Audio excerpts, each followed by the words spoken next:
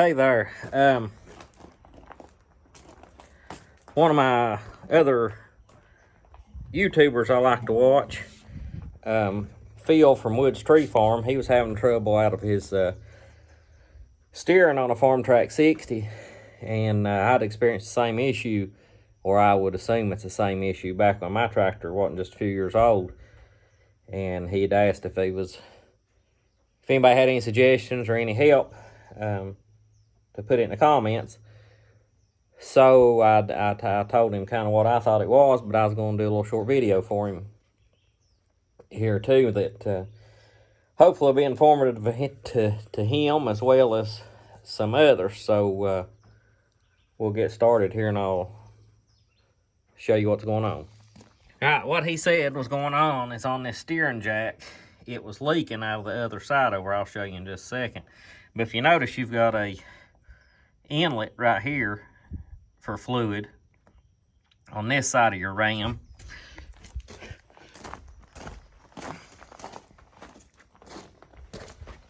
And then there's one, let's see, be hard to get in here. But right in here's the one on the other side. And what was happening, he said that there was fluid coming out of this nut right here, which I think his is positioned a little different, but that's just an adjustment on the steering linkage. But he said fluid was coming out right here, which this is actually, I think, like a relief in there, and I'll explain what I'm talking about in a second.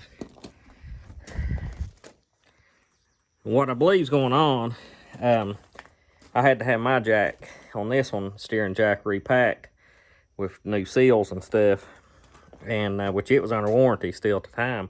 What had started happening on mine is that the seals on that piston started leaking and bypassing, and it was letting fluid from one side get to the other side too much. It wasn't putting the pressure on the steering, which was also building up too much fluid in that other side that should have been drawing it out, and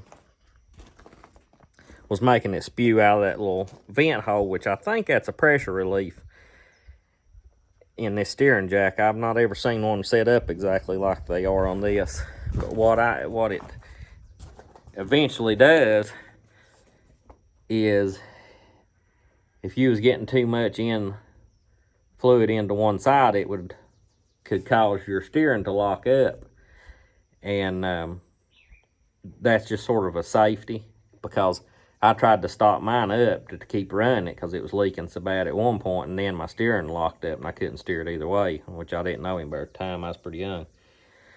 Don't know that I'm explaining that right, but I do know that's what's happened. Had to pit the jack rebuilt with new seals, and everything's been fine since. But right here is your power steering pump and reservoir. Oops, dropped my seal out there. But you can see down in there, my fluid's just slightly low, but it should be up almost to the bottom of that hole right there, and that's a filter right in there. You can take this apart and clean that filter, but I use regular power steering fluid in it. I know one person mentioned that they used hydraulic oil in it. I don't know if that's a good idea or not, but I do know I've always used power steering fluid, and this tractor has been run a lot since I had my jack rebuilt with no problems using power steering fluid.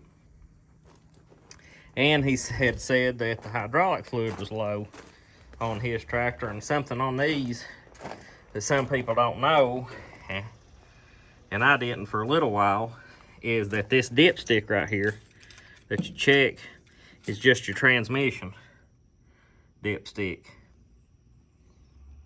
It's not for the hydraulic oil and differential oil. They're separate. Some tractors it's all combined, but on these, that is your dipstick for your transmission alone. It splits right here, and right there you can see this plug. That plug is your check plug for your hydraulic oil and differential oil.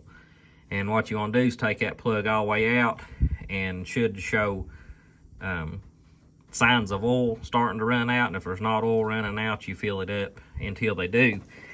And the fill plug for it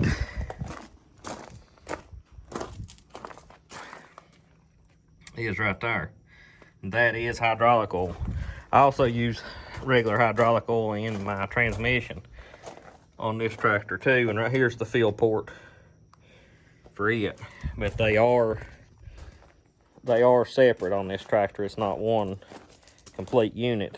The Massey Fergusons I've got, they're all one complete. The rear end transmission and hydraulic oil all is in the same reservoir. And then this hydraulic filter right here, anybody needs to keep that changed pretty regular. It's simple to change, and that's a Napa 1712 is the filter I've got on it.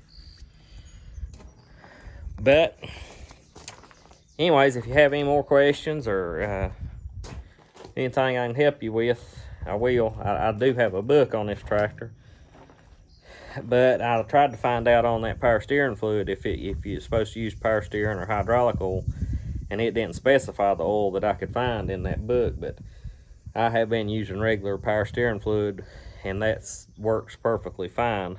So that would be my recommendation on that. Most systems for steering uses power steering fluid. Don't really know the difference. I'd have to look at it and research it a little bit. But there's bound to be some.